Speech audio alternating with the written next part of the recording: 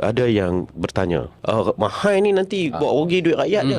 Pada tahun 2022, edisi Piala Dunia yang lepas, RTM membayar pihak Astro 33 juta ringgit untuk menyiarkan 41 perlawanan.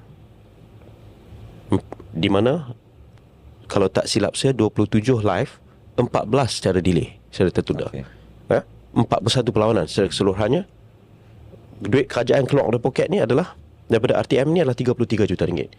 Kali ini alhamdulillah, berapa kita bawa keluar duit kita adalah daripada kerajaan 26.2 juta ringgit. Berapa perlawanan? 100 ke semua 104 perlawanan. 94 secara live, 10 secara siaran tertunda. Saya bersyukur dan berterima kasih kepada semua penaja yang memahami kehendak rakyat. Unify TV pastinya pertama, kedua disusuli pihak U Mobile dan Celcom Digi, dan ketiga-tiga jenama ini menjadi penaja rasmi.